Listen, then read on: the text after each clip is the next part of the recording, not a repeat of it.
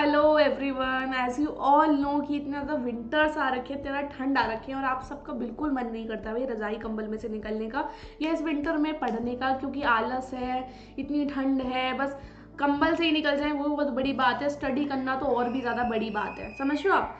तो मैं आपको कुछ अपने टिप्स देने वाली हूँ, मतलब जो मुझे लगता है कि हाँ आप सबको फॉलो करना चाहिए इन विंटर्स में, क्योंकि अब आपके exam with in a months हैं। तो अब आपको इन सब मोह माया सर्दी गर्मी को छोड़ जाना चाहिए। लेकिन कैसे छोड़ें, तो मैम हमें भी पता है कि एग्जाम है, लेकिन कैसे करें, वो कौन सी चीज़ें जो हमें मोटिवेट करेगी, ऐसा क्या करें तो हमें विंटर्स में पढ़ने का मन कर जाए। भाई विंटर्स में तो क्या मन करता है, मैगी खाओ, कॉफ़ी पियो, कंबल में लेटो। और कुछ बच्चे क्या करते हैं, बुक लेके कंबल में बैठ जाएंगे, हाँ अब तो मेरी पढ़ाई हो रही है, और वो फिर उसके नीचे नीचे नीचे घुस जाते हैं। कंबल के नीचे इतना बैठेंगे, फिर इतना नीचे, ऊपर ऊपर, और फिर कब सो जाते हैं कुछ पता ही नहीं चलता है। पहली बात तो देखो, सर्दियों में पढ़ने के बहुत सारे बेनिफिट्स हैं जो आपको पता होने चाहिए। कौन कौन से बेनिफिट्स हैं? पहली बात तो आप सब लोग नेचुरल लाइटिंग में पढ़ो। जैसे दिन में धूप निकलती है या शाम तक धूप रहती है, तो आप कोशिश करो कि छत पे बैठ जाओ, बाहर बैठो, जिससे कि आपका मतलब लाइट पड़े।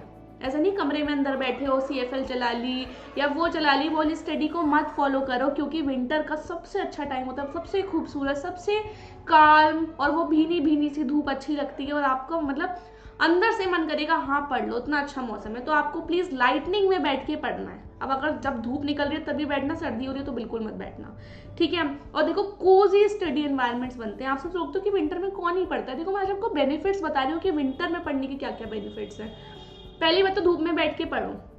सुबह 11 बजे से धूप आ जाती है, शाम की 3 बजे तक तो रहती है, तो आप 11 से 3 पढ़ोगे तो आई थिंक आपके लिए सबसे बेस्ट टाइम रहेगा। छत पे बैठ जाओ, बालकनी में बैठ जाओ, सन बात लो, बढ़िया तरीके से पढ़ो, कोजी स्टडी एनवायरनमेंट में पढ़ो।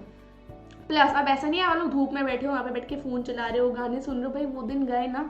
आप सभी को पता है कि 1 मंथ है, तो आपको लेस डिस्ट्रैक्शन वाली चीज़ें में करनी है due to outdoor activities, less distracted रहना है। जितने टाइम भी पढ़ रहे हो बस आप समझ लेना कि फोकस स्टडी कर रहे हो। आप अपने नंबर ऑफ टाइम या नंबर ऑफ आवर्स कभी मत देखना, बस आप अपना फोकस स्टडी को देखो कि हाँ मैं 1 घंटा पढ़ रहा हूँ तो अच्छे से पढ़ रहा हूँ। आपको खुद अच्छा महसूस होगा, खुद आपको मोटिवेटेड, और खुद आपको अच्छा लगेगा हाँ मैंने कुछ तो किया, कुछ तो सीखा है, ठीक है। और आपको खुद के अंदर डिसिप्लिन और रेजिलेंस सेलेक्ट करना है, ये आपको कोई दूसरा इंसान नहीं करवाएगा, ये आपको खुद ही करना पड़ेगा अपना डिसिप्लिन और रेजिलेंस सेलेक्ट, क्योंकि पेपर आपका है, अल्टीमेटली बोर्ड का एग्जाम आपको देने आना है, प्राउड आपको अपने पेरेंट्स को करवाना है, ठीक है। तो आपको खुद ही चीज़ें ये खुद करनी पड़ेंगी और ये आपको अभी भी काम आएंगी और आपके थ्रू आउट द लाइफ, आगे भी आप किसी एग्जाम की तैयारी करोगे, एक बार अगर आपने ये सारी चीज़ें इनबिल्ट कर ली तो लाइफ टाइम के लिए इनबिल्ट हो जाएंगी।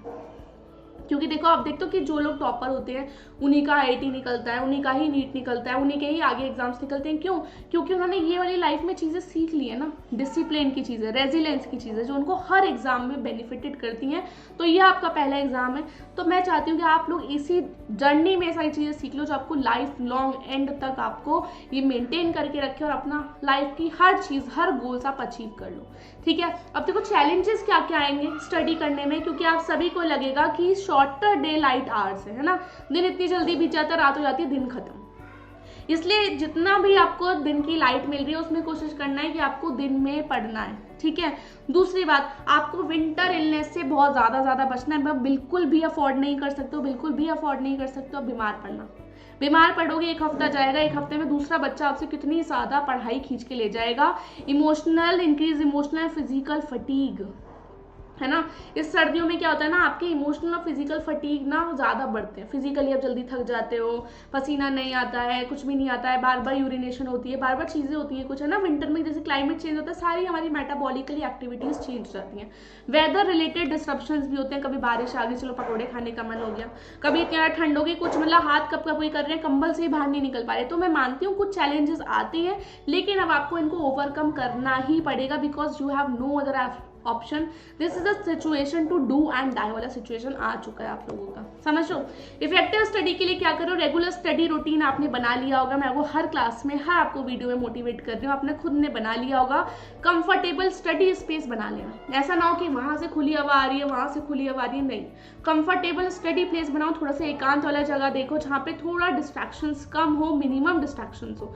इनकॉर्पोरेट करोगे warm up activities like into learning, warm up activities कर लो, कुछ पढ़ने से पहले स्ट्रेचिंग कर लो, थोड़ा जंपिंग जपैक कर लो, है ना। तो कुछ ऐसी एक्टिविटीज़ करोगे, सब वार्म अप होगी, ज़्यादा आपको ठंड नहीं लगेगी। और ज़्यादा आपको लगता है तो आप सब लोग हीटिंग का या फिर लाइटनिंग का अच्छे से यूज़ करना, है ना। हीटर लगा लो ज़्यादा ठंड लग रही है तो, लेकिन अब आप कुछ भी करो, कैसा भी जुगाड़ करो, अब आपको बस पढ़ना ही है। ऐसा मत सोचना विंटर आ गई तो कैसे पढ़े। ये मेरे कुछ टिप्स थे जो मेरे को पता है कि आपको लिए बहुत ज़्यादा हेल्पफुल रहने वाले हैं, ठीक है। अब विंटर में रिसोर्सेज मटेरियल क्या है। सबसे बात तो आप लोग बाहर ट्यूशन अगर किसी का है, बाहर स्कूल है, तो प्लीज़ उसको अवॉइड कर दो, बंद कर दो। आई गारंटीड उसको बंद कर दो, आपके लिए बहुत ज़्यादा बेनिफिशियल है, आपका टाइम का बेनिफिशियल है, आपको इलनेस से बचाएगा, है ना। ऑनलाइन कोर्सेज एंड ट्यूटोरियल्स पे डिपेंडेंट हो जाओ, सारी चीज़ें अवेलेबल है। ये नहीं कह रही कि मेरी वीडियो देखो, किसी की भी वीडियो देखो, बट सारी चीज़ें अवेलेबल है, ठीक है। विंटर थीम स्टडी मटेरियल्स देख लो, जिसमें कुछ अच्छे अच्छे से कार्टून्स हो, कोजी सा हो। ये नहीं भी देखोगे तो चलेगा। दूसरी बात, adaptive and interactive learning platforms देख लेना जो कि आपके टाइम के हिसाब से अडेप्टिव हो। ये नहीं कि वो 4 से 5 क्लास है तो आप तभी देख सकते हो, आप अपना स्केड्यूल बनाओ, अपनी चीज़ें देखो। ऑनलाइन का यही तो फ़ायदा है, फ्लेक्सिबिलिटी। उसका ही फ़ायदा नहीं उठाओगे तो कैसे चलेगा, ठीक है। उसके बाद collaborative study groups and workshop आपको बहुत ज़्यादा हेल्प करेगी। दिन में रात को 15 मिनट या आधा घंटा अपने बड़ी पार्टनर से पूछ लो, भाई तूने क्या पढ़ा, क्या नहीं पढ़ा, अच्छा मेरे से ये चीज़ें आ रही है, मेरे को ये टफ लग रहा है, क्या पता वो तुम्हें कोई शॉर्टकट बता दे, क्या पता उसके बोलने से तुम्हें वो हमेशा के लिए याद हो जाए, ठीक है। तो ये कुछ मेरी टिप्स हैं जो आपको विंटर में कैसे पढ़ना है उसके लिए आपको बहुत ज़्यादा बेनिफिशियल रहेंगी, क्योंकि मेरे को भी रही थी। तो मुझे लगा कि मेरे को आप लोगों को बता देना चाहिए, है ना, क्योंकि आप सब मतलब मेरी पढ़ाई और स्टूडेंट हो, मैं आपको नहीं बताऊंगी। आपका पेपर में अगर अच्छे नंबर आएंगे तो मुझे भी बहुत ज़्यादा खुशी मिलेगी। And all the very best.